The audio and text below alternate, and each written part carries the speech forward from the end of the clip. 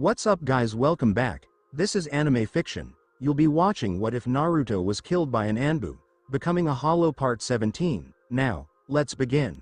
Upon entering the Grand Kuchiki Manor, Rukia gracefully dismounted from Naruto's back, her feet making a subtle sound as they touched the ground.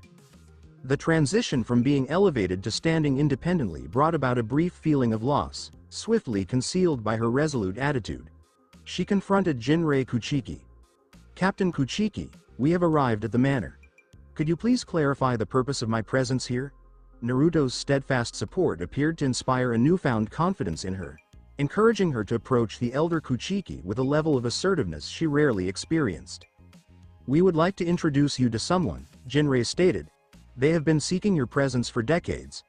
For me? Rukia inquired, her expression reflecting skepticism as she pointed at herself. May I ask who is calling?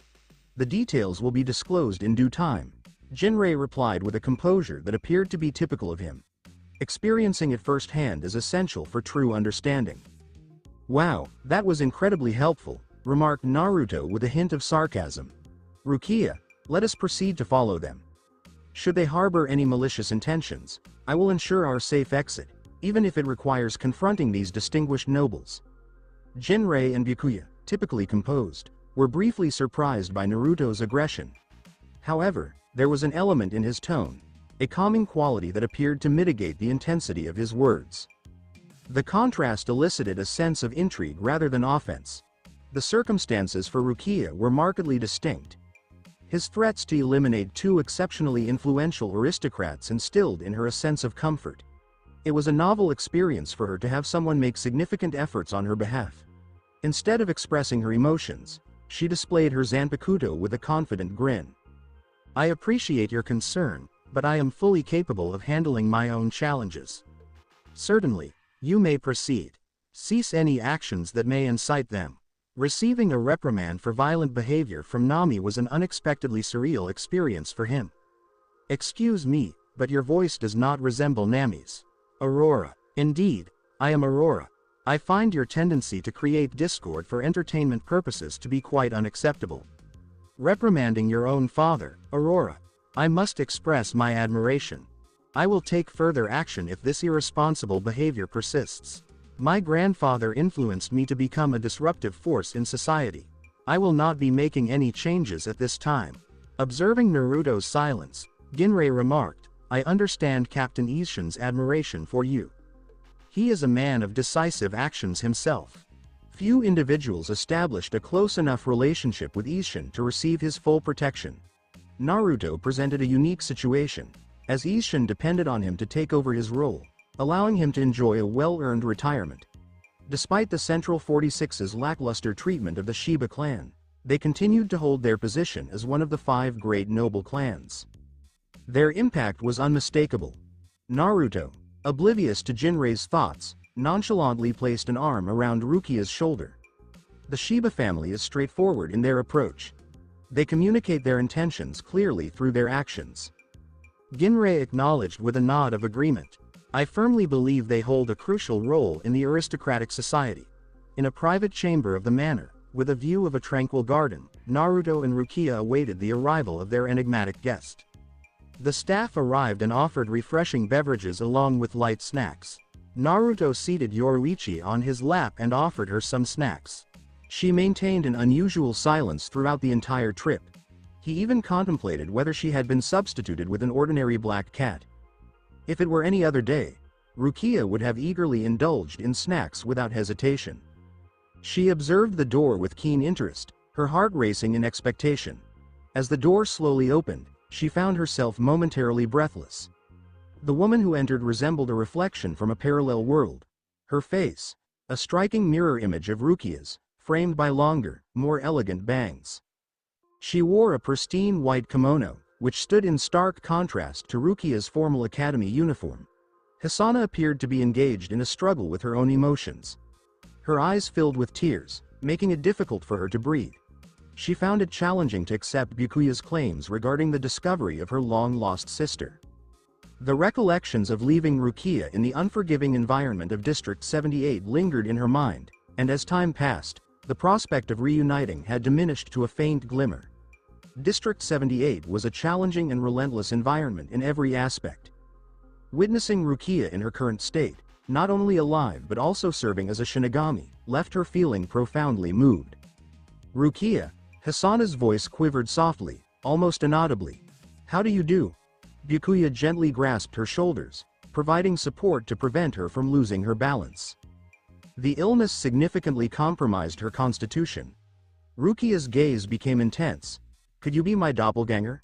This unforeseen inquiry startled Hisana, interrupting her emotional turmoil. What? She exclaimed, her tears briefly set aside. Could you please explain your reasoning behind that statement? Naruto observed Rukia intently. Where did that originate from? Rukia surveyed the room, her fingers moving restlessly as if searching for a pen and paper. Unfortunately, she found no means to convey the reassuring clarity of her explanations through her illustrations of rabbits. She exhaled softly, revealing a trace of exasperation. Momo informed me that every individual has a lookalike somewhere in the world. This prompted me to inquire if she was, in fact, mine. No, I am not, Hisana asserted, her volume surpassing her previous decade-long record. Rukia, I am your counterpart. Byakuya's hold on her shoulders became slightly firmer. Hisana, Rukia possesses the authority to either extend forgiveness or assign blame regarding your previous actions. You are unjustly condemning yourself. Byakuya conducted thorough research on the illness affecting his wife's health. Her delicate condition suggested that she had only a limited time remaining. With Hisana and Rukia both in the same room, Byakuya made every effort to facilitate their relationship. He will not allow this regret to overwhelm Hisana. It is possible that the reunion could lead to an extraordinary outcome. Hisana trembled slightly. However, Naruto made a gesture indicating for her to halt immediately. You are Rukia's older sister. I have stated it clearly. Rukia found it challenging to comprehend the reality that lay before her. That is not possible. The notion of a doppelganger consumed her thoughts to the extent that she overlooked the potential of Hisana being a relative. She may have intentionally disregarded such possibilities to maintain her expectations at a minimum. Hisana affirmed her doubts with a decisive nod, evidently lacking the assurance to articulate it verbally. Rukia's reaction was one of astonished disbelief, her thoughts swiftly attempting to connect the various elements of her history with Hisana. She was unable to recall any memories. She was simply too young to have known Hisana. Sister, please refrain from calling me that, Hisana said, gesturing with her hands. I feel inadequate in my role as your sister. Byakuya subtly guided his wife in the direction of Rukia. The decision will be left to Rukia. Naruto approached Byakuya and gently tugged at his kimono. Allow the sisters to resolve the matters at hand. Byakuya, your spouse is unwell. At Naruto's serious words, Byakuya's stride came to an immediate stop. He turned swiftly, his keen eyes focusing on Naruto, an individual who had thus far adopted a confrontational posture towards him. How did you come across that? Individuals do not merely experience a decline at her age without cause, Naruto stated, leaning casually against the bridge's railing. Below, the water in the pool reflected the tranquil sky, a sharp contrast to the turmoil in Byakuya's gaze. It must be an illness. Byakuya closed his eyes briefly, recalling Retsu Unohana's serious diagnosis regarding Hisana's condition. It remains unnamed, but she exhibited symptoms akin to those of Captain Yukitaki's illness. The vice-captain's demeanor was composed, but the anguish in his voice was unmistakable. His love for Hisana was profound, yet he found himself powerless in the face of her unyielding illness. Naruto uncrossed his arms, his posture relaxing a bit. Have you considered reaching out to the 12th squad? There is a possibility that a cure could be discovered. Mayuri Kuretsuchi exhibited remarkable talent, demonstrating the ability to conduct highly advanced experiments, reviving deceased Arankars being one of them. A scientist of his caliber could potentially devise a cure for any disease globally, provided he dedicated his efforts to the task. Byakuya's jaw tightened as he reflected on his encounter with Mayuri Kuretsuchi. I will proceed with developing the cure if you can provide a rationale for allocating our resources and valuable time to this particular case. Our data indicates that this disease impacts merely 0.001% of the total population within the Soul Society. Captain Byakuya, You do not possess any. Then our discussion has proven to be unproductive. Naruto's sheathed katana lightly made contact with Byakuya's shoulder, bringing him back from his somber memories. Given your frustration, it seems Captain Kuretsuchi was unwilling to assist you. It is quite audacious of him to decline the future head of the Kuchiki clan and a prospective captain. Byakuya averted his gaze, his expression briefly shadowed by a trace of guilt. The notion of leveraging his clan's influence to secure cooperation conflicted with his ethical standards and the laws he adhered to. Nevertheless, the urgency of the situation had nearly pushed him to reconsider his principles. He had previously crossed that boundary for Hisana, and he would have done so again if not for Mayuri Kuretsuchi's famously unpredictable nature. The captain of the 12th squad was impervious to threats. "You are fortunate," Naruto stated, interrupting the silence. "I possess the resources to remedy Mrs. Kuchiki's condition." Byakuya's eyes first widened in disbelief, then swiftly narrowed into a scrutinizing glare. "Are you attempting to deceive me? Providing misleading assurances while taking pleasure in my struggles?" "Please, calm down," Naruto responded with a casual gesture. "As a devoted husband who cherishes his wife, I can understand your feelings. Certainly, my assistance will be provided for a fee." Byakuya's eyelids closed momentarily as he gathered his thoughts. "State your price." "I am willing to make any sacrifice, including my life, if required." Naruto would have found it hard to accept those words from anyone else. Nevertheless, Byakuya was a person of great pride, embodying every statement he made. "I require your loyalty, not your existence. There may come a time when I will need to take significant actions, or perhaps the opposite, decisions that the Soul Society would not approve of. When that day arrives, I seek your steadfast support." If Aizen, or any other individual, revealed his hollow nature, it could result in unforeseen repercussions. Securing the support of a captain like Byakuya, particularly for a simple exchange of 2 bullets, was a valuable arrangement. Yoruichi's assistance alone would not suffice if he encountered resistance from the entire Gotei 13. Once, Byakuya stated, his expression unwavering. "I will support you in one battle, no matter how unjust or futile your cause may be. I didn't expect you to be someone who negotiates. If an individual in my role manipulates the laws, it may encourage others to follow suit. I will ensure that this is the final instance in which I violate any law. I pledge this with utmost sincerity." Naruto nodded in acknowledgement, a subtle smile on his lips. "I appreciate your honesty."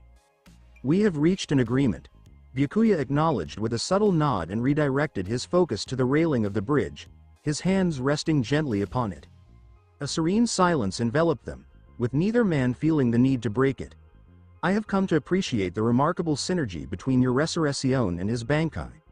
Indeed, I find myself puzzled by one aspect. Why engage in conflict with Byakuya when your intention was to negotiate a deal from the outset? To create an impression of coincidence. The conditions at the academy were distinct, and I sought to enjoy myself. I see your point. It's quite frustrating that the sisters are taking their time. Could you please concentrate on their discussion? Is there not a greater excitement in the uncertainty of what lies ahead?" He was largely confident about Rukia accepting each other.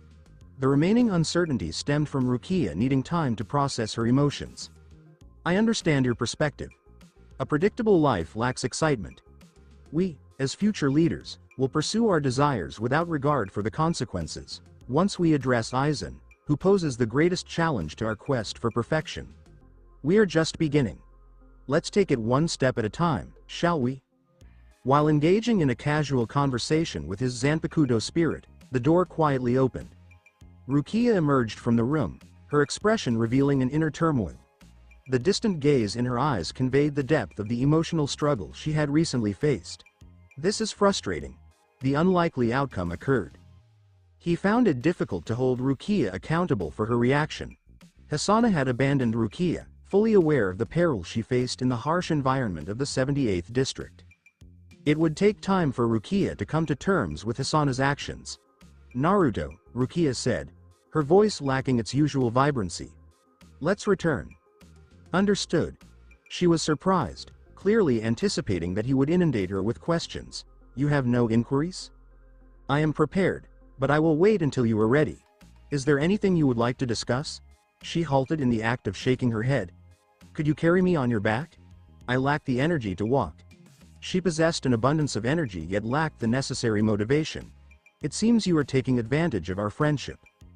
Ha ha. Rukia's laughter swiftly transformed into a more serious demeanor. The room behind her resonated with faint, labored coughs, each one appearing to struggle its way out of Hasana's throat. Hasana's condition deteriorated further following Rukia's rejection. Byakuya utilized Shunpo to swiftly reach his wife's side. The velocity of his movement created a brief gust that momentarily disturbed their garments. Rukia's gaze shifted towards the room, her brow furrowing slightly. She extended her hand towards Naruto, a sense of urgency in her voice. Come. Momo and Renji are currently awaiting our arrival. He turned to her, bending slightly to present his back for her to mount. Rukia adjusted her kimono, leapt onto his back, securing her arms around his neck. He positioned his hands beneath her supple thighs, fully capitalizing on the moment.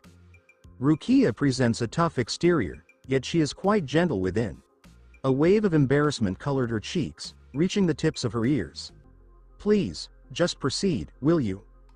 Contrary to her expectations, he approached the room where Hasana and Byakuya were present.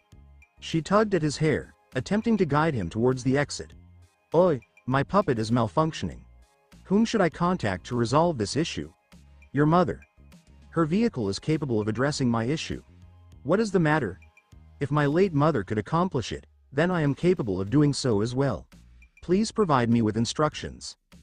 He observed her lack of comprehension regarding innuendos. She was naive, and he could not accept the responsibility of tarnishing her purity. She is inexperienced, obviously. Naruto secured Rukia's legs around his waist and entered the room without prior consent. The unexpected sight of Rukia being carried piggyback by her companion prompted Hasana to glance up, a hint of confusion flickering across her frail expression. He drew his katana silently and drove it into the center of his chest. The act of self-harm elicited a strong reaction from Rukia. Hasana also experienced distress as the flames emitted from Naruto's Zanpakuto consumed Rukia.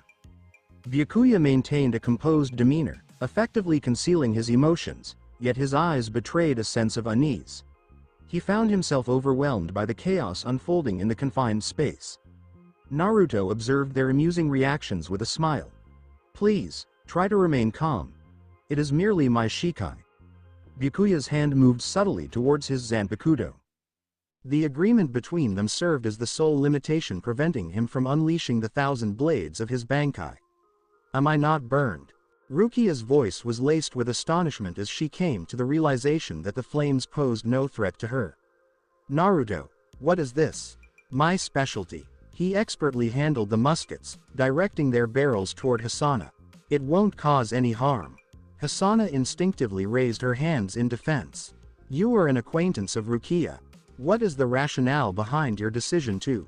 Byakuya looked at Naruto intently. Is this aspect included in the treatment? Affirmative. Byakuya leaned in closely to Hasana, offering words of reassurance. After a brief moment, he stepped aside, allowing Naruto the space he required. Hasana's eyes, though filled with uncertainty, also contained a flicker of hope. Her trust was not placed in Naruto, but in Byakuya, the man she loved and believed would never betray her. Byakuya-sama would never deceive me. Nami chuckled softly. An impressive response from an individual in a perilous situation. Bang! Bang! Two brilliant fiery trails emerged from his muskets, enveloping Hasana in a radiant, warm blaze that appeared to dance around her rather than consume her. Dash dash. The Shino Academy boasts a rich history marked by remarkable events, and this year is poised to be one of the most extraordinary. A particular student has garnered significant attention for their confrontation with the captain of the second squad, an occurrence that continues to resonate through the hallways in quiet, reverent whispers. Additionally, this student was involved in the notable incident that led to the collapse of the student dormitory.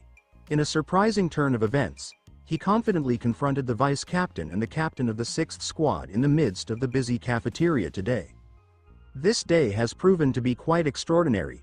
Fortunately, the day improved for Class 1 students when Izan Katetsu and Rangaku Matsumoto, the respected vice captains of the 4th and 10th divisions, visited them. The presence of these distinguished individuals generated a blend of enthusiasm and admiration among the students, as their reputation and achievements were widely recognized throughout the academy. However, not everyone shared this sense of excitement. In the back of the classroom, Momo sat with a grimace, biting her lip in frustration. Her mind couldn't help but visualize Naruto engaging in flirtation with Izan, which would undoubtedly encroach upon the time he had committed to spending with her. It was unacceptable. Momo stood up, casting an envious glance towards the tall and busty woman. "Vice Captain Katetsu, what brings you here?" Izan scratched her cheeks, perplexed by Momo's behavior. "I'm here to see Naruto-kun." He indicated that he would return today.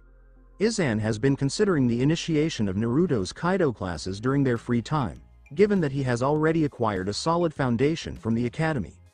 While Kaido may not be as complex as advanced Kido spells, it still demands a level of proficiency that is rare.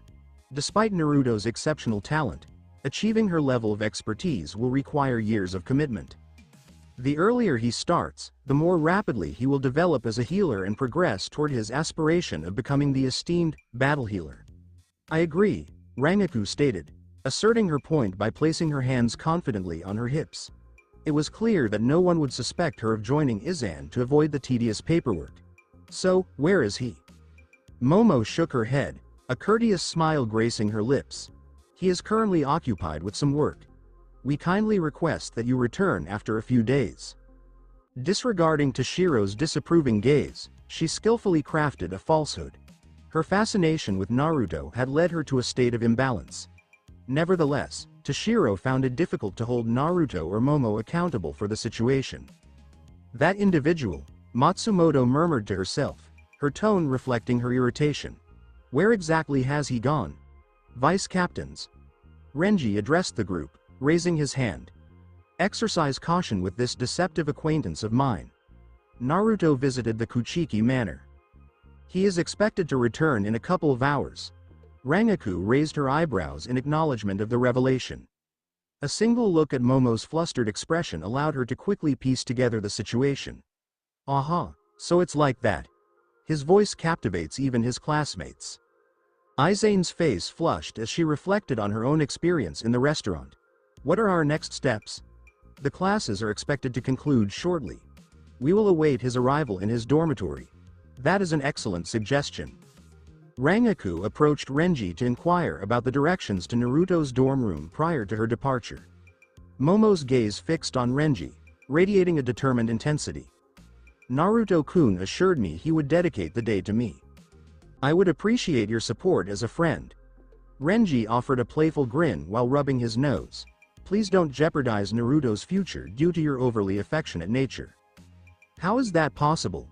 The individuals in question were members of the 4th and 10th squads, the squads that Naruto aspires to join. They indicated that they had significant matters to discuss with him. Momo shut her eyes and made fists. "I'm going to be a member of the 10th squad." She couldn't stop thinking about how she would clear the Shinigami course and join Naruto at the Go-Day 13. She would use her strong feelings to motivate herself and attain her goal as quickly as possible. Toshiro said, "I might do it too," in a lazy voice.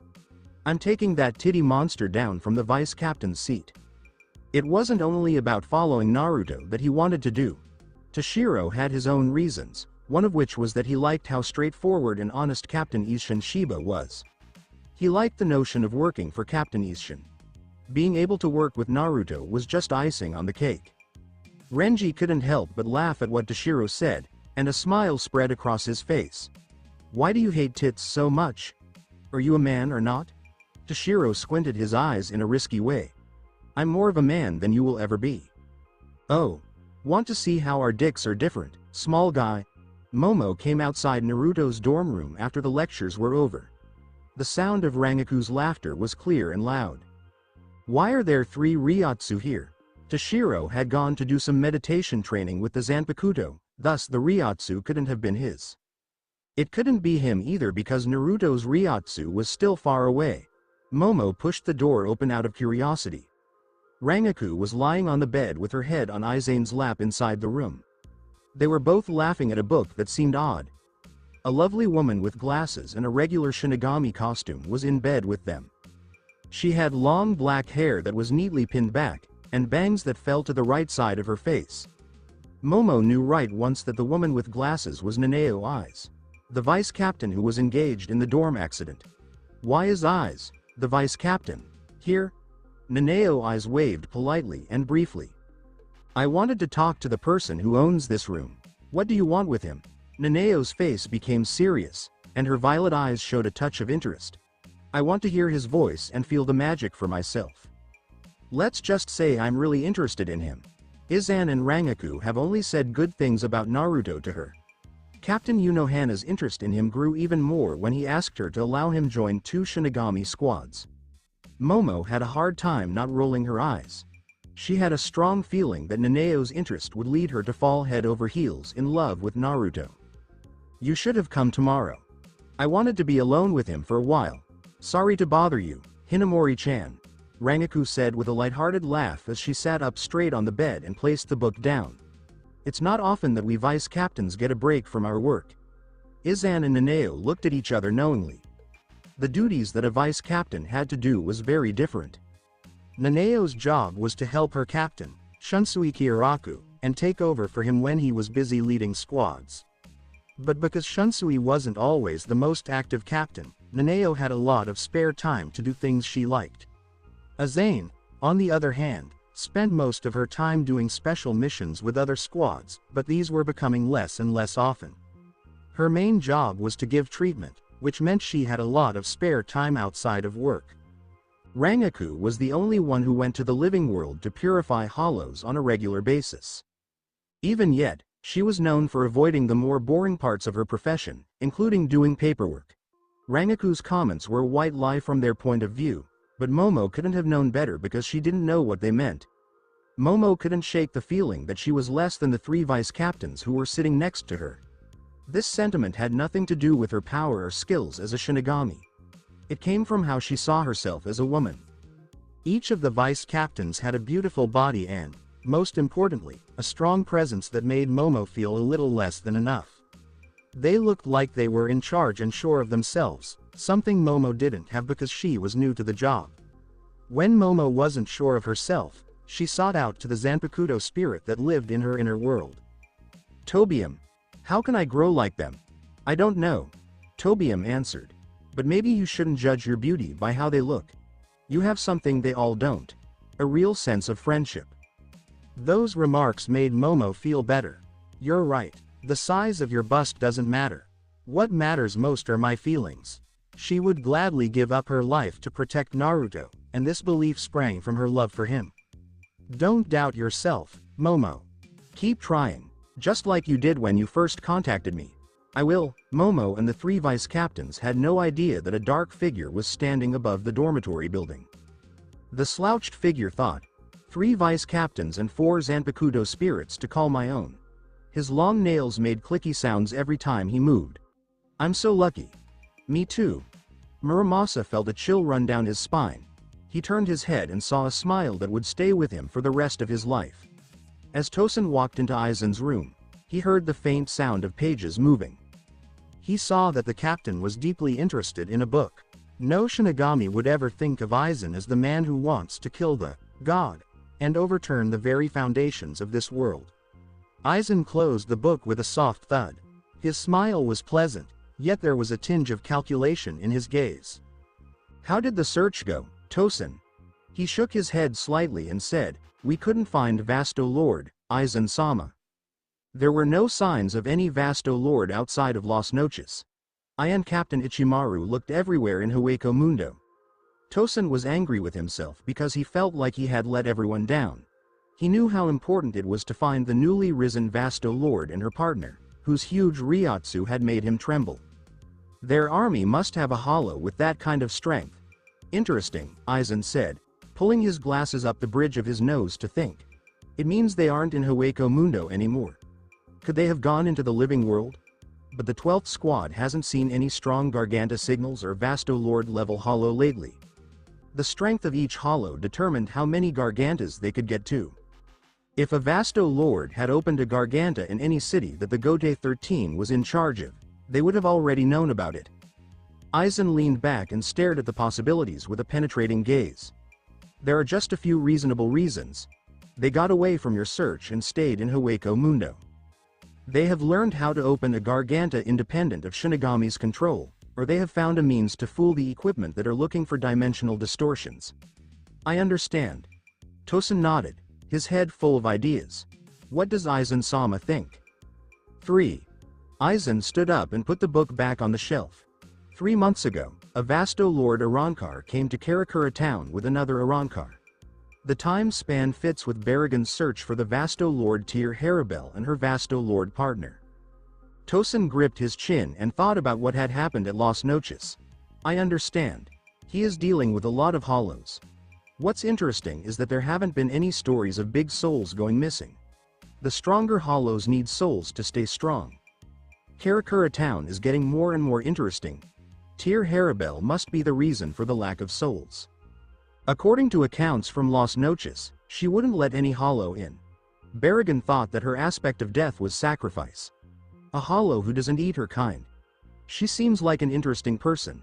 This mysterious Vasto Lord must be compassionate and merciful like Haribel in order to work with her. Tosin put his arms across his chest. I can send a bunch of hollows to mess things up. Aizen shook his head at what Tosin said. He had sent out a bunch of weak hollows when Quincy utilized a hollow bait as a silly test to see how things were going in Karakura town and get a reaction from the former captain of the 12th squad. Well, it doesn't matter. My Karakura town's spectacular spectacle will be too much for Urahara-san to resist. He couldn't stop thinking about the strange Vasto Lord, but Aizen knew he had to finish things with Kazuki Urahara first. Aizen, I almost forgot why I came here, Tosin said, breaking the stillness. That student you advised me to watch out for. He made Vice Captain Byakuya Kuchiki look bad in Shunpo.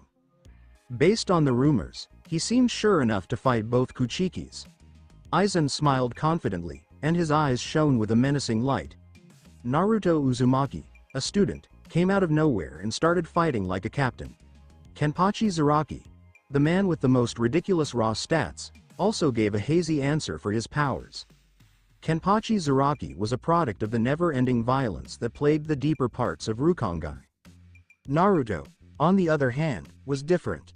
Aizen couldn't figure out where his strength or seductive voice came from. Naruto's connection to the prestigious Shiba clan, which had a captain and vice captain among its members, only made him more mysterious. But Aizen didn't do anything right then. Naruto hasn't shown any ambition so far. Instead, he's used his powers to boost his ego and sleep with women. Naruto even picked his Shinigami squad because he liked Yachiru Unohana, the Dai Senpai of the Gode 13. She was the second most annoying person in the Seirei. Lust is a sin that is easy to take advantage of.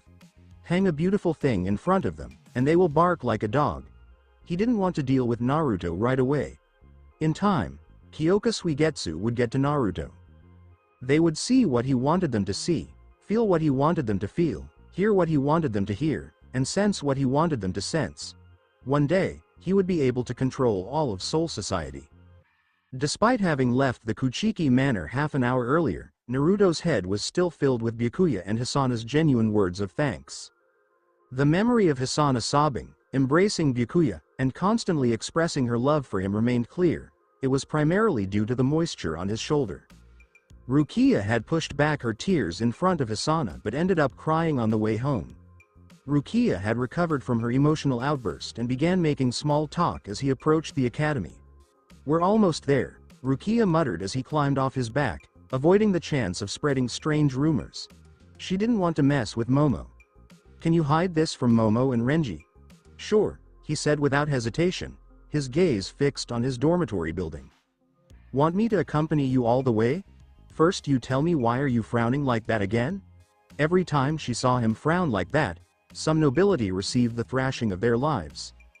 She often laughed at how he bullied the bullies, who were the descendants of people at the top of society. His alliance with the Shiba clan, along with his personal might, made him a force that no aristocrat dared to challenge. Just a bit surprised. Want to come hang out with some vice captains?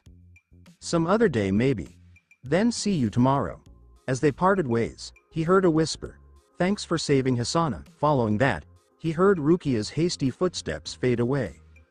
Unaware of his deal with Byakuya, she misinterpreted his reasons for saving Hisana, believing he had laid aside his enmity for Byakuya for her benefit. Yoruichi clambered onto his shoulder and pawed his ears. I didn't think you had it in you to reveal your shikai for someone else's wife. Yoruichi was away during his agreement with Byakuya, so she came to the same conclusion as Rukia, but with a tint of suspicion. Yoruichi, you're old friends with Byakuya. Rukia's blood sister is married to him. I'd be a douche to let her die when saving her takes no effort. I sense something sinister from you, Yoruichi said, softly tugging at his ear with her delicate paws. You gained something from helping Hisana. What was it? He cleared his throat. A small promise. Think of it as a backup plan to my own backup plan in case things go south here. You're starting to sound like Urahara. Don't flatter me, Princess Shiwan. This little me is nothing compared to one of the most decorated minds in the world. Urahara may be a master in the language of numbers and logic, but he's as dense as a meteor when it comes to matters of the heart. He raised an eyebrow at her surprising comment. Sounds like he didn't reciprocate your feelings the way you wanted. He didn't believe the present-day Yoruichi had love sentiments for Kazuki, but their past remained a mystery to him. Knowing Yoruichi's temperament, he could only guess what kind of life she led as a teenager. Yoruichi couldn't help but giggle. Oh, young Kazu, did I see a flash of jealousy just now? Imagining me with Urahara, were you? Yes. Yoruichi felt relieved to hear him openly admit his jealousy. She assumed that his jealousy was the result of her recent efforts to treat him in her own way. She threw her paws around his neck in a playful embrace and rubbed her face against his. I wasn't referring to myself, silly. Urahara had a whole fan club back at the Shihoin mansion, maids, noblewomen, shinigami, and even ordinary folk. His naive charm attracted ladies, though I was an exception. It feels weird to see him as anything other than my childhood friend. He nodded, clearly relieved. A gentle breeze passed by, carrying with it the delicate perfume of cherry blossoms, and silence fell between them, save for the distant sound of students speaking. Yoruichi's eyes scanned his face, as if he was thinking about something. There is no man in this world who can tie down Flash Goddess Yoruichi. I've held the same belief for as long as I can remember. A fellow freedom enjoyer, he said quietly. Well, I never limit the freedom of my lovers. Doesn't that make us a match made in heaven? Yoruichi paused as if weighing his remarks. Given her dislike to relationship duties, she preferred a non-committed relationship. They were chained to her. He shrugged lazily. Just speaking facts. We can take it one step at a time, starting as friends. The next stage could be friends with benefits, enjoying the freedom of being single while sharing certain perks. Friends with benefits, Yoruichi exclaimed, her voice barely a whisper. Is that your excuse to fuck me? Naruto cleared his throat awkwardly and watched her gently tap his face. You're quite the charmer, she joked, laughing lightly and flirtatiously. You almost convinced me with your wonderful tongue. I almost wanted to open my legs for you. I'm fortunate to have been trained to avoid honey traps as captain of second squad. He clicked his tongue in faux annoyance. One of these days, you'll regret teasing me like this. She laughed off his joking threat. I'd love to see you try. Give her the greatest hentai female-led treatment. After teasing her and being teased by her, he returned to his dorm, where he saw Momo waiting, her manner apprehensive as if she had been excitedly anticipating his arrival. She must have felt my ryotsu. He no longer concealed his ryotsu until absolutely necessary, and his confrontation with Soi Fan made his strength known to the public. Wasn't she with the vice captains? Did she have an excuse to meet you alone here? Probably. Momo raced towards him, making a quiet rustling sound as she held him to reassure herself of his well-being. You're all right. Do I not look fine? He asked, smiling down at her while his hand gently patted her head in a comforting gesture. Rukia is also fine. What a relief. She muttered. What did they want from me? Well, things are a little tricky. I can't reveal it without Rukia's approval. Momo nodded in agreement, her gaze quickly shifting behind her. Your friends are waiting for you.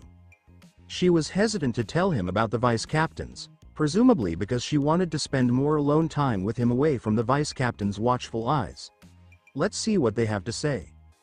When Naruto opened the door, he was greeted by 3 sets of eyes: Rangaku, Izan, and Nanao, whose presence in the room did not surprise him, since he had expected her to appear any day after handling the dormitory damage incident with her captain. "Whoa!" cries Naruto, the incarnation of Phoenix, upon finding 4 lovely girls waiting for him in his room. Will he disrobe his kimono and jump at the ladies like a fiend? Nami, write your fanfiction elsewhere. Naruto nipped Nami's burgeoning hobby in the bud. If it isn't my future vice captains. Who is the new guest? Nanao froze when she heard his voice for the first time, as did every other lady at their first meeting. After regaining her composure, she narrowed her eyes and asked, "Are you him?" "Yes, I am him. And this is my cat, her." He gestured to Yoruichi, who hopped down and fled the room, tail swinging. "Well, she is antisocial." Nanao's palm jerked, almost as if she wanted to throw her heavy book at him, a reaction she usually kept for her own captain. "You're unbelievable," he cracked a joke. "What you mean to say is I'm unbelievably handsome and charming." Nanao's frown intensified as she noticed Momo shift closer to Naruto. She opened her journal and tore out a page. Shizu, Amane, Himeko. She began to enumerate every girl he had seduced in the Soul Society, including Momo Hinamori. "You were acquainted in some way with the girls I just listed."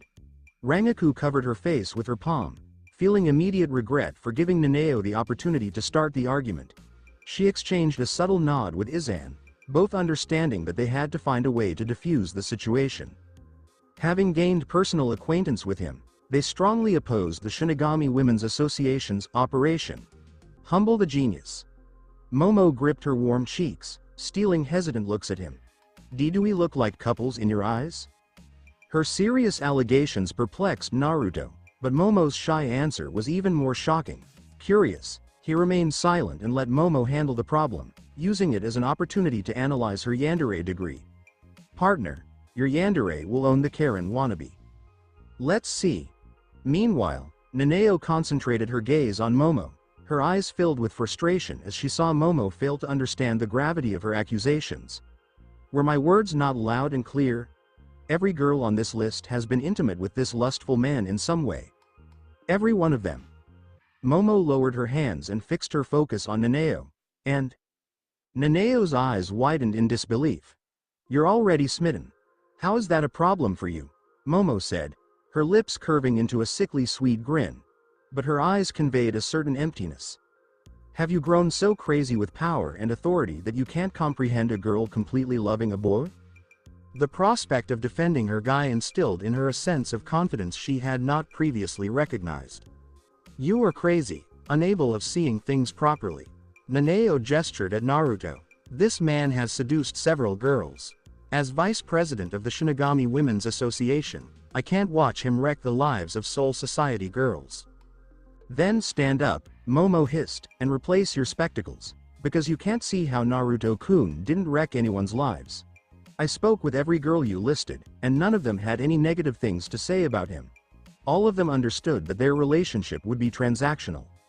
Rangaku and Izan froze, unable to match Momo's fierceness with the meat girl from before. Even Naruto was perplexed by Momo's extensive investigation. Nanao was visibly concerned, thinking it impossible that she had forgotten something as important as questioning the girls in question. "You are correct. I should have done more investigation before pointing fingers. It doesn't excuse him from using the girls to further his ends." "Stop emulating those brain-dead nobles, Aiz-san," Momo stated in a dismissive tone. "Nobles have no right to interfere in our personal issues. We are free to choose our partners." "I'm not a noble," Nanao answered, her voice trembling. "What Uzumaki-san did was unethical. Whether transactional or not, he played with their emotions." Momo gave Nanao a puzzled face. Naruto-kun showed them a good time, and in exchange, they let him access the secured sections of the library. He did everything he could to help his Zanpakuto. Ethics were not his concern. Just as Nanao was ready to reply, Rangaku reached her hand and playfully squeezed the younger woman's cheek. "Let it go, Nanao. Naruto informed me that this was a one-time affair. It will not happen again." Nanao stared at Rangaku, her superior, despite their shared position. She apologized for her previous rudeness. She didn't behave stubborn after she knew her argument was meaningless. Rangaku then turned to Naruto and Momo. Don't be too rough on Nanao. She is still learning. And, don't forget, she assisted him when his Ryotsu became out of control. Without her captain, the academy would have imposed severe penalties on you. Izan nodded in agreement with Rangaku's statement. You may have faced serious consequences if you had not received urgent treatment. Fortunately, my Kaido balanced your changing spiritual energy. Their duties as mediators appeared to bridge the gap between the opposing sides, calming the mood in the room. Naruto-kun, I successfully defended your honor, Momo said softly, peeking over her shoulder. Naruto-kun, I successfully defended your honor. Naruto stretched out, touching her hair softly, admiring the transformation she had undergone in the last months. From a shy, innocent girl to a powerful tigress, unafraid to challenge a vice captain for his sake. You were incredible. She fidgeted and giggled, surprising everyone around her yet more. I stood up for myself and, you. Yandere level, stage 2, with potential to progress to stage 3. The infatuation has taken root in the heart and mind. What is stage 3? In stage 3, the yandere's obsession takes over fully, and she struggles to function without her beloved. In stage 4, the yandere may go to extreme measures, even harming her beloved. Entity Izanami is approaching stage 4. Nami, fortunately for both of us, Aurora will not let that happen. With a sigh of relief, he turned to Nanao, acknowledging her apology with a nod. I'm sorry, what was your name? He already knew practically everything about her, but he had to appear naive in order to keep his persona. Nanao eyes. Nanao introduced herself, accentuating each syllable. The current vice captain of the 8th squad, Eyes clan? Are you from that priestly clan? Despite their lack of noble title, the Eyes clan, a matrilineal line of Shinto priests in charge of overseeing and carrying out sacred rites, was highly respected in the Soul Society. Nanao maintained her composure, undisturbed by the normal expressions of surprise she received when she announced her clan name. Yes, I was born in that priest clan. He cleared his throat. I did not intend that in an insulting sense. It's just that I find your clan interesting and unusual. Doesn't a curse targeting guys pique your interest? The Eyes clan had a strange reputation for only having a female born into the clan and always having to bring in husbands from other families. The men who joined the Eyes clan by marrying the clan head died untimely deaths, which became known as the Eyes curse. This curse struck even if the clan head left the family and married into another. You should have phrased it as a curse targeting walking dead men. Nanao shook her head dismissively. There is no curse. It's all a series of convenient deaths, overblown to the heavens. Rangaku struck her palm, as if a sudden revelation dawned on her. I bet it was some grumpy aristocrat who disliked the prestige of the Eyes clan. It happens frequently in the Seirei. I don't believe so, he countered her hypothesis. The Tsuneyashiro clan has a Zanpakuto that shaves the wielder's life force bit by bit. The Zanpakuto inherited by the Eyes clan head may function similarly. As for why it targets the clan head's husband, I believe it shifts its focus after they have a sexual relationship. Rangaku frowned, her curiosity piqued by this hypothesis, but hesitated when she noticed Nanao's reaction. The mention of the curse seemed to have stirred something within her. Nanao was subconsciously embracing her heavy book close to her bosom, her body shaking slightly. Azane noticed Nanao's concern and gently placed a hand on her shoulder. Nanao placed her palm on top of Azane's, giving a strained grin. I'm fine, Azane-san. My mother was killed for losing the Zanpakuto. Even though she was only a youngster at the time, the disturbing recollection of her mother's hanging reappeared in her nightmares on occasion. I didn't know about that, Izan said quietly. I'm sorry. Nanao shook her head gently. Don't be. It is not your fault. Rangaku stroked the back of her head, apparently thrown off by the sudden shift in tone, and looked at Naruto, who appeared to be lost in a sea of thoughts. What's on your mind? He shook his head and gave Nanao a serious look. Do you mind if I ask you some questions about your mother? Izan looked at him in bewilderment, and Rangaku gave him the same, read the air before opening your lips, expression. Nanao pulled Izane's hand away and nodded firmly. As long as you don't say anything disrespectful to my mother. Has your mother lost her husband? Yes, when I was really little. I've heard Captain Kiraku was only a teenager back then. Your mother blamed Zanpakuto for the loss. To avoid repeating the trauma, she hid the Zanpakuto, effectively breaking the ice curse. Nanao hugged her book, feeling a weight on her shoulders. Mother didn't have to do that, for a superficial phenomenon. Her cynicism about the curse was evident, but if she knew the actual power of her family's Zanpakuto, her perspective could change. The curse was a small price to pay for the borderline broken ability of the Aiz clan's Zanpakuto. He went to Rangaku, leaving Nanao to deal with her emotional distress, and asked, "So, why are you here?" "Before I answer, tell me how you had the audacity to defy Kuchikis. Some friendships are worth dying for. Furthermore, Captain Kuchiki would have provided a good estimate of my strength." Izan was not surprised by his audacity, but Nanao was taken aback by the idea of someone willingly challenging one of the most formidable captains in the Soul Society as a test of strength. Captains, after all, were the single most destructive forces in the Soul Society, and they had to be sealed before going to the living world or their mere Ryotsu would distort their surroundings. Boy, that's the blind confidence I need in my superstar. Naruto arched an eyebrow. Are you still pursuing that idea? Rangaku raised her chin, giving him a narrow-eyed glare. How cute of you to think I'll give up. Can we satisfy your odd fetish when I join your squad? Don't distort my revolutionary notion into some fetish, Rangaku responded, pointing at the ceiling as if shooting for the stars. You and I will revolutionize the way the Soul Society works.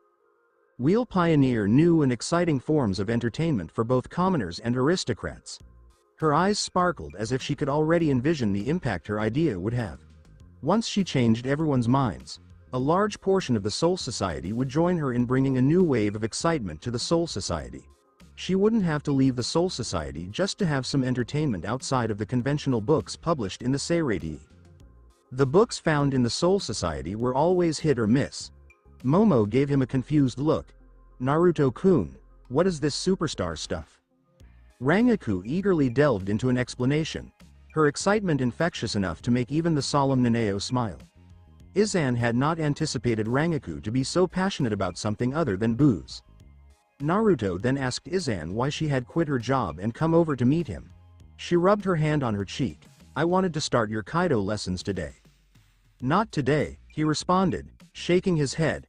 I have to spoil young Hinamori. Let's start tomorrow. Naruto sat comfortably on the bed, masterfully playing the part of an oblivious observer to Momo's probing glances. Her fierce argument with Nanao was like a confession, but he acted as if nothing had happened. His deliberate ignorance was pure torture to the young maiden, who expected a reward for her performance.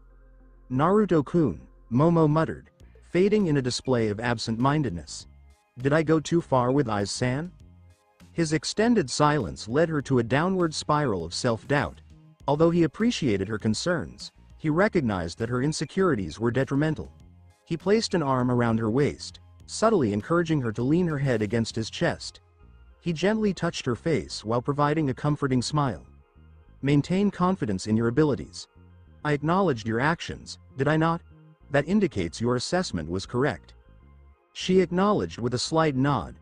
I have acquired the skill to perform the Shikai release of my Zanpakuto. This revelation truly caught Naruto off guard. Achieving Shikai involves a clear process of imprinting one's Riryoku on an Asachi and fostering its development. However, it remains a challenge where many Shinigami encounter difficulties. They either did not possess the necessary Riryoku or did not demonstrate the commitment to engage in prolonged meditation with a sword. Momo had already established herself as a leading talent in Ryotsu and comprehensive skills. Through her progress, she demonstrated her steadfast determination and enthusiasm to achieve new heights, largely attributed to her fixation on him. She aimed to stay with him and recognized that graduating from the academy promptly, by demonstrating her combat skills through Shikai release, was the most efficient route. Nami expressed a rare compliment, stating, she is indeed a dedicated maiden. The plum tree gazes upward, admiring the singular star that illuminates her world. Light, water, pollution, and pests. Her sole focus remains on the aspiration of reaching heights sufficient to touch the stars. Momo may have expressed excitement upon receiving such commendations from his Zanpakuto spirit, or he might have anticipated a confrontation with Nami. His ability to foresee her reactions following her recent development was uncertain. What has prompted the recent backing for Momo? Did you not have any reservations about Izumi due to her yandere tendencies? Momo significantly outperforms Izumi. She aims to provide support while ensuring you remain unencumbered. She endured quietly but never challenged your choice to be away from her for a week. Izumi attempted to influence your decision to remain with her. It is important to acknowledge that she attempted to take her own life without fully considering the impact it would have on you or Lisa. She exhibits self-centered behavior, regardless of your perspective on the matter. Let us proceed. It is unnecessary to be overly critical of Izumi. She is experiencing a challenging period. She will soon recover and emerge even stronger. She will ensure everyone returns to a better place if you let your guard down for even a single day. Izumi may exhibit clingy behavior, but she poses no threat to those in my vicinity. Only time will reveal the outcome, dear one. As their conversation concluded, Naruto observed Momo seated on the bed, her Zanpakuto meticulously sheathed and positioned on her lap. She carefully drew her katana, executing a slow and deliberate motion, before smoothly returning it to its sheath. She turned towards him, her eyes reflecting a deep sense of pride. Each day following classes, I infused Riryoku into it and dedicated myself to establishing a connection with it. Tobium, my Zanpakuto, was compelled to recognize my determination and disclose her name. Your efforts have been commendable. A brief compliment brought a radiant smile to her face. Are you interested in witnessing Tobium in action? Certainly. Will her change in personality affect her Zanpakuto spirit? She stands out, yet retains some familiar qualities. She had a strong fascination with Aizen. I am confident that her feelings for Aizen do not compare to the love she has for you. She held a deep respect for Aizen and aimed to gain his endorsement. It resembled an individual seeking affirmation from a mentor after achieving notable success in their assessments. The sole outcome she received was a blade piercing her chest. Initially by the aforementioned father figure and subsequently by her childhood friend. I appreciate having such a resilient individual on our team. One day, she will confront Yuwatch alone, showcasing her exceptional durability. Reflecting on the various memes regarding Momo's remarkable ability to endure, he found himself smiling. As Naruto exited the dormitory, he became aware of a vigilant presence nearby. With a quick glance to the side, he noticed the vice captain, wearing glasses, discreetly positioned behind the building. This intelligent, observant individual, with her impressive physique. Her glasses are quite charming. You need to maintain composure when she expresses her feelings. Shinsui would activate his Bankai upon hearing the brief poem dedicated to his niece. The situation would be highly detrimental. Disregarding the stalker, he proceeded to the dojo. She took her place at the center of the training area, her demeanor reflecting a serious commitment to the task at hand. With a decisive grip on her Zanpakuto's hilt, she executed a swift draw. String. Tobium, flying plum tree. Her Ryotsu, a hue slightly leaning towards pink rather than pure red, enveloped the sword and converted it from a katana into a straight, double-edged sword. Her Shikai developed a prong on either side, resembling the branches of a tree.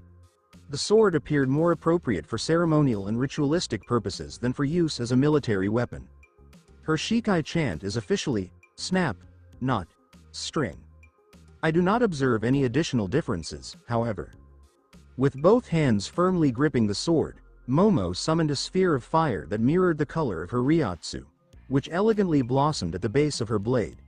She executed a precise swing of the sword, directing the fireball towards the target dummy. The wooden dummy ignited immediately. Her Shikai ability remained consistent with its original form in the canon. Her ideal self has not yet diverged.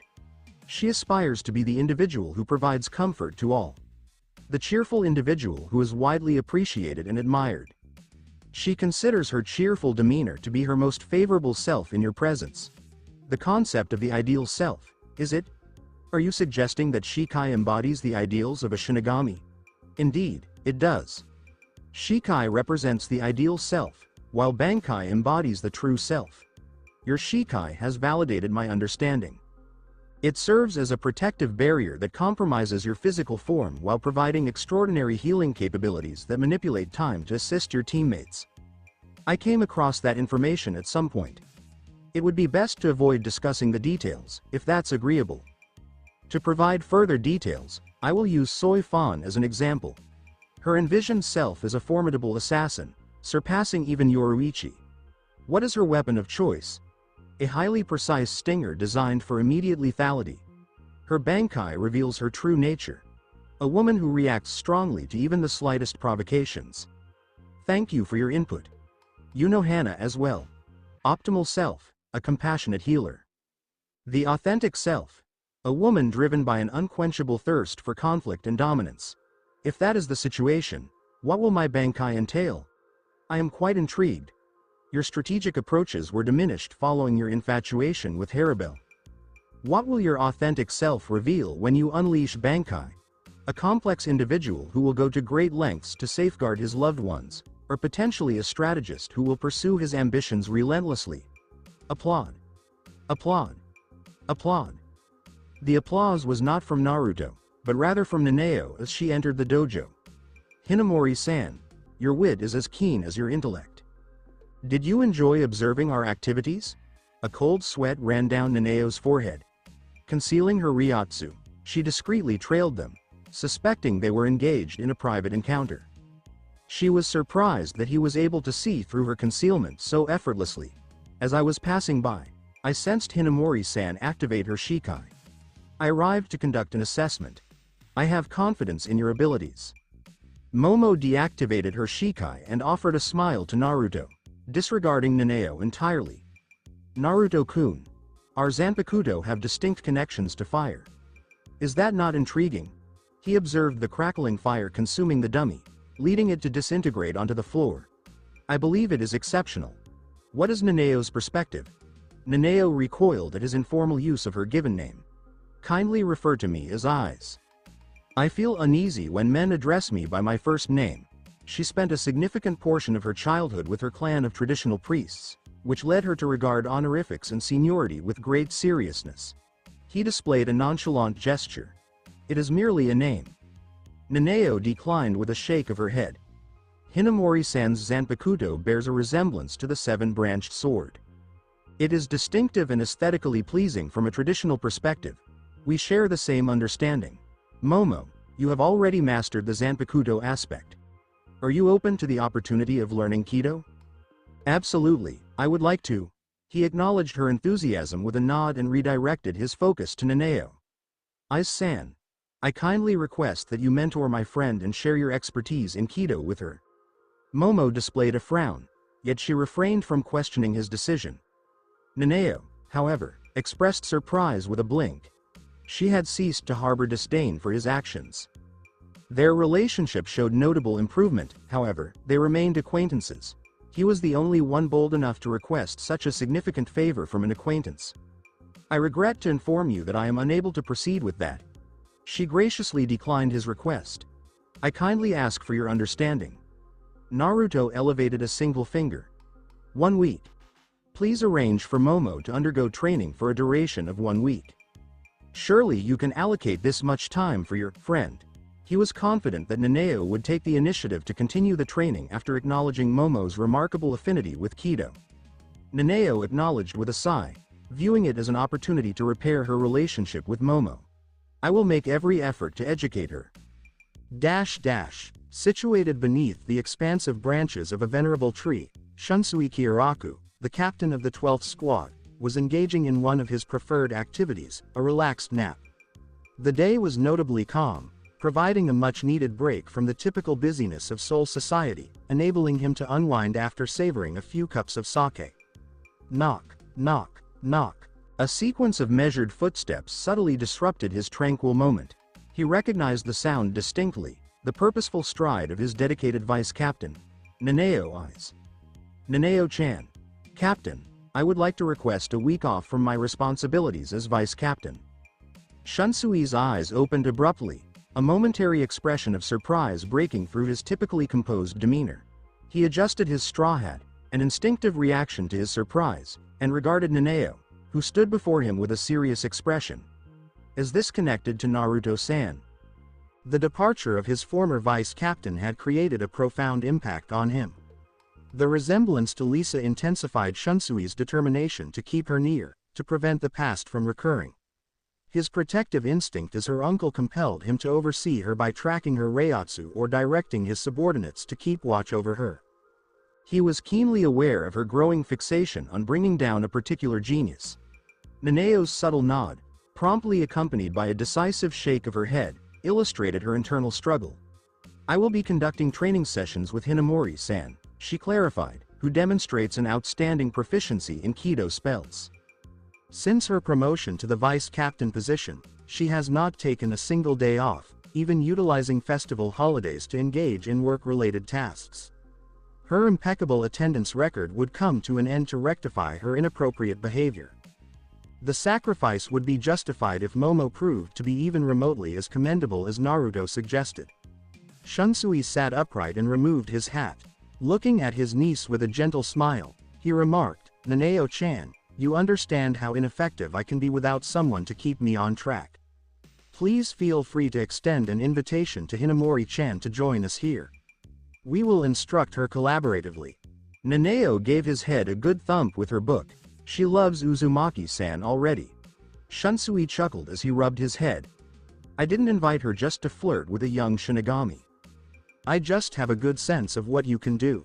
She had seen his playful flirting at their weekly drinking parties, and even though she had her own doubts about Naruto, she wasn't going to let her captain step in and mess with someone else's relationship. Naneo-chan, are you really set on going? Even though he was being playful, the mood in the air started to feel a bit serious. Naneo turned away, looking off at the distant sunset, her face showing a hint of deep thought. It's just a week, Captain. I'll swing by to wrap up the paperwork. Naneo had been with Shunsui for quite a while, enough to look beyond the flashy front he usually showed everyone. She had noticed the deep sadness he held, a pain that came from losing many friends throughout his long life in the Soul Society. When she didn't get a reply, she looked over and saw him just standing there, completely shocked. I could see why he was so astonished. She looked a lot like Shunsui's old vice captain, the woman with glasses who would dive into her books once a month. Captain. Once he got himself together, Shunsui managed to smile. That's great, Naneo-chan, he said, leaning back against the tree, looking all relaxed again. So, what other things do you have in mind for your time at the Shino Academy? Nothing, Naneo said, her voice trailing off. Captain, it's getting pretty late. I think I'm going to head off and get some rest. Good night, Naneo-chan, Shunsui said with a cheerful wave as he bid her farewell. But the moment she was out of sight, his smile disappeared, replaced by a more serious look. He stood there, whispering to himself, a field trip. Do you think you might run into Lisa-chan somewhere in Japan? 1 week later. The sun was beating down on Shino Academy, making the students feel worn out even before they hit lunch. Naruto, on the other hand, hadn't even broken a sweat thanks to his connection with flames. He was just chilling in a classroom. The woman in front of him sat up straight, with beads of sweat running down her tangled silver hair. Basically, Kaido works best when you're patient. If you rush, you'll miss out on the main advantage Kaido has compared to the usual methods, Izan said, her confident tone sparking something in him. She forgot what meekness even meant when she was in her sensei mode. Staying calm is essential for being a healer on the battlefield. You know, sensei, I didn't freak out when a terrorist had a gun pointed at my forehead. I even told that guy to say hi to my friend and my lover for me. Izan completely lost her cool, her eyes widening in sheer surprise. No way. The purification actually wipes out memories tied to death to keep Rukongai from experiencing any trauma. I do, though, he said with a shrug. Maybe their Zanpakuto just wasn't strong enough to have an impact on someone with my spirit class. That might be a reason, Izan said, wiping her neck with her handkerchief. Alright. Everyone, let's wrap up class for today. I've covered most of the technical stuff about being a Kaido user. The rest will come with some practice, and hey, Naruto, what kind of magic do you use to handle the heat? Izan, even with her ice element Zanpakuto, was clearly having a tough time dealing with the heat. Naruto, a fire element Zanpakuto user, looked relaxed. It really ought to be the exact opposite. Izan, I've got a bunch of fans keeping me cool, you get what I mean? Partner, I might just have to take out Aurora if your dad's jokes are this bad. Izan looked at him, completely taken aback. Fans, I seriously can't believe you just made that joke. He let out a chuckle and put a hand on his chest. Izan, can you believe it's already been a week? I've been thinking about all the moments we shared here, and I really appreciate every lesson you taught me. Come on, don't be so dramatic. Izan got up from her seat and brushed off her shiakusho. You'll be seeing me every day once you graduate. Just 2 days to go. I won't be a student by then. There's just something really satisfying about learning from a beautiful teacher. Is that a teacher? You barely know her. Izan couldn't help but blush, even though she'd heard his compliments 100 times before. Cut it out, I really don't want Momo giving me those cold stares. Izan quickly slipped out of the room and shut the door behind her, almost like she was afraid Momo might catch her. Naruto let out a chuckle and settled down, staring up at the ceiling. This week was the most hectic he had ever been in the Soul Society. He spent a lot of his time learning about Kaido from Izan. When he wasn't busy teasing Izan or goofing off with Yoruichi, he would train Momo and Toshiro in combat. The two were from the super chill Rukongai district, so they really had no experience when it came to actual fighting. They could take down hollows without breaking a sweat, but even the most junior-seated officer would wipe the floor with them in a duel. You've got a few hours to spare. This might just be your final time at the Shino Academy. Feeling a bit emotional, huh? Just thinking about our little one? The Class 1 field trip was scheduled for the night to keep things low-key. They needed to meet up in the evening and then head over to the living world. No, and please don't call me that. It feels kind of strange. I'm excited to share that my first child will be with Tear. Oh wow. Do you remember where her hollow hole is? I'll fill her up with my love and passion. Once he was rested up, Naruto met up with Momo, who had just wrapped up her Kido training with Nanao. She was hanging out with Renji, Rukia, and Toshiro, all of them lively and deep in conversation. Renji gave him a big wave and flashed a wide smile. Come on over. Let's go grab a bite at the cafeteria. Toshiro crossed his arms and frowned seriously. Greedy. Come on, you really think we know what they'll serve us during the test? Momo let out a little giggle. You too, cut it out. Rukia, come on, don't make that face. What face? Rukia asked, pretending not to know. Don't overthink it too much. Renji playfully pinched Rukia's cheek. No need to be jealous of his Class 1 talents. You'll get your field trip, just in 2 years. Ha ha ha. Rukia swatted his hand aside and then stepped down hard on his foot. Monkey face. Just so you know, I can become a Shinigami whenever I feel like it. Bikuya ni-sama even offered me a spot in the 6th squad. She was stopping by to see Hisana all week long. After getting a second chance at life, Hisana jumped at every opportunity to make things easier for Rukia. Renji, while rubbing his foot, took a moment to stop. He looked serious all of a sudden. So, did you go ahead and accept those noble privileges? Rukia crossed her arms and flashed a smile that was full of tomboyish charm. I said no to him. I got out of Rukan by myself. No shortcuts for me now. Renji let out a big sigh of relief. What a fool. Rukia kicked his butt, sending him tumbling down onto the grass. What a silly fool. Why don't you go let those dummy hollows take you down a notch? While his friends were busy chatting and joking around, Naruto seemed a bit lost in thought. He felt a bit uneasy. The upcoming field trip made him feel a bit uneasy. What's Aizen up to, anyway? Before the field trip, the students had to draw lots. Students with matching numbers would form a trio. Naruto knew the rules pretty well, but most of Class 1 were just picking their lots without having a clue what was going on. He definitely made sure his group was in the loop. It looked like luck was on Naruto and Toshiro's side since they found themselves in the same group. Momo and Renji, with their mismatched numbers, ended up in different groups. Toshiro shot a glare at Renji, who was looking at his lot with a bit of envy. Shoo. Guess it was just my luck. Blast. Renji muttered under his breath. Looks like I'll be hanging out with some random people. Toshiro gave a sly grin. You've got this on your own. Yeah, right? Like they're going to let me do that. Momo strolled around, chatting with each student and asking them about their lot numbers. Finally, she spotted the girl with the ticket she wanted. Someone around Renji's height, with some pretty intense eyes. Momo gestured towards the ticket the girl was holding. Could we swap, please? The girl looked down at Momo. Hinamori-san, do you get what I'm trying to say? She stopped, her eyes going wide. Oh, it's all good, you can have it. Momo traded a bunch with the girl and joyfully bounced over to Naruto's group. What are the chances that the three of us ended up in the same group? She not only subtly pressured the girl with her reiatsu, but she also had the nerve to call it a coincidence. She was getting pretty close to his level of shamelessness. Toshiro shook his head, a playful smile tugging at the corners of his mouth. Momo, could you grab some help? What's going on? Why are you being so mean to me, Shiro?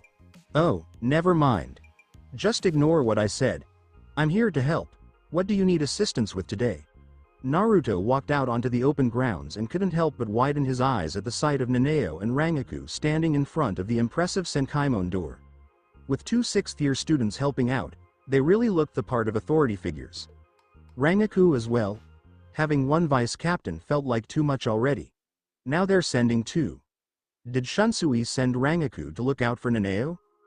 That's the only explanation that makes sense to me. Yoruichi felt that something was off, but she just couldn't share her thoughts in the quiet moment. It's strange to have such silence with over 30 students around. Nanao's reiatsu filled the air with such heaviness that everyone fell silent, not daring to say a thing. Even with Rangaku's friendly smile, the students still didn't feel at ease. Nanao looked at them with a cold and distant stare. Everyone, so some of you might have heard about the war that hit Japan a while back. It caused a lot of loss, which in turn has led to the rise of some pretty strong hollows. Because of this situation, the Academy has decided to assign us as your guides. Rangaku casually brushed her breasts, a hint of annoyance crossing her face as she dealt with the heat. Kids, no need to stress. We'll take care of any hollow if that's what's on your mind. Now, let's be good students and break into groups of 3 based on the lots you picked earlier. As the students grouped into their trios, whispers and looks were shared, and Rangaku carried on with her usual confidence. Your seniors have already headed to the living world to set up a barrier around a good spot. Each group will take on the dummy hollows that are wandering in your assigned area. Nanao took a quick look at Rangaku. So, here's the deal.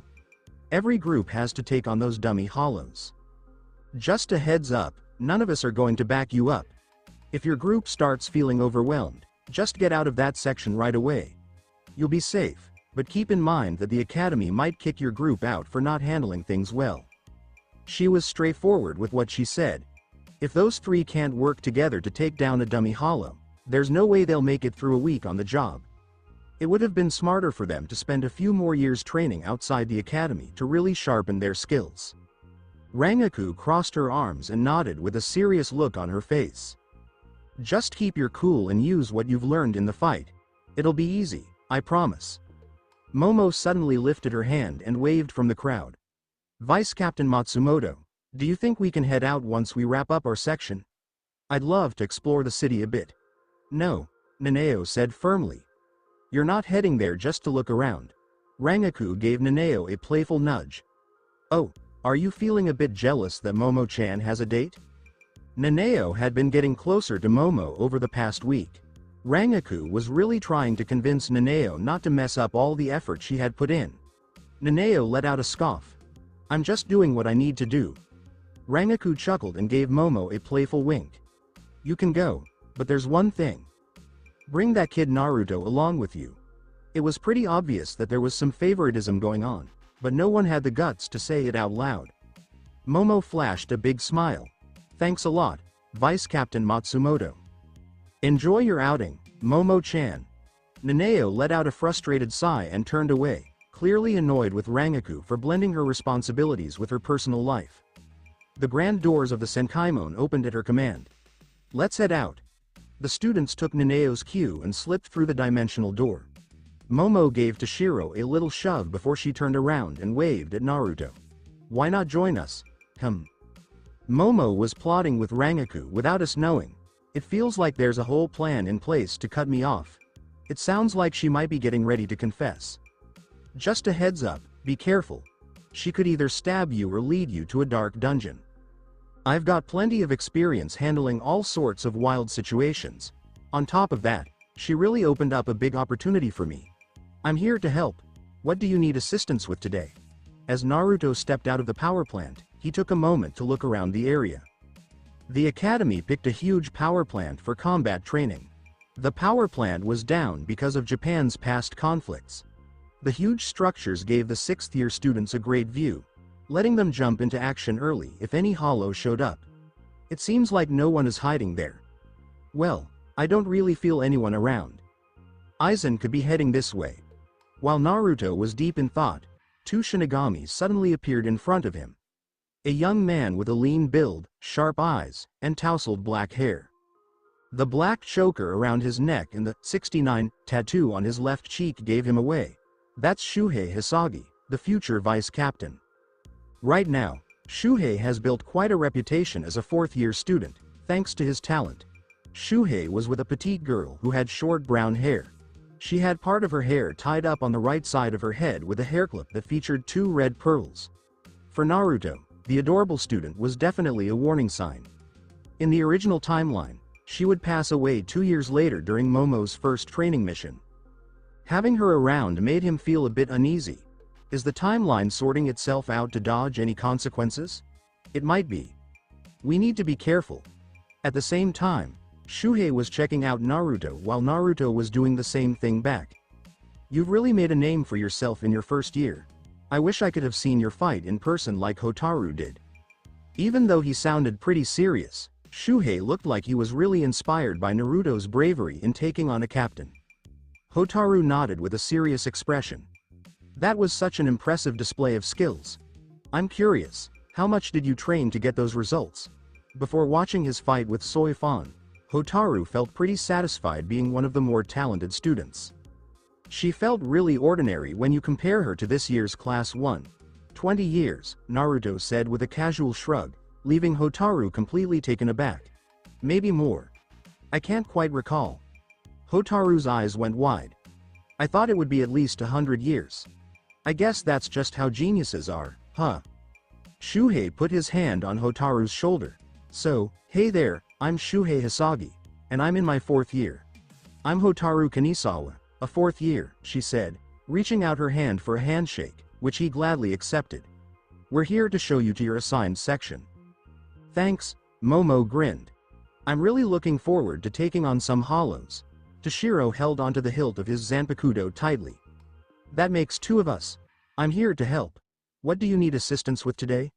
At the same time, a bunch of screens lit up in the otherwise dark room. Sitting back in a chair, Aizen casually watched the live footage of the abandoned power plant, his eyes especially focused on the silver-haired student. It's such a shame he couldn't hear Naruto's voice coming through those experimental screens. So, they brought in Vice Captain Matsumoto at the last minute. Pretty interesting, right, Jin? Jin stood behind Aizen, his hands hidden in the long bell sleeves of his outfit. His cheeky smile wavered just for a second. You know, some folks seem to lose a bit of their smarts as they get older. Matsumoto-san really stands out as a great example of that. Tosen, standing next to Jin, was glued to the screens. Even though he couldn't see, he would often unconsciously copy what the people around him were doing. When do we kick things off? Aizen smiled coldly. I'll see you soon, Tosen. Stay tuned for more. Thank you for taking the time to listen to this video. I'm thrilled you watched the video. If you enjoyed it, be sure to like and subscribe for even more exciting content coming your way soon.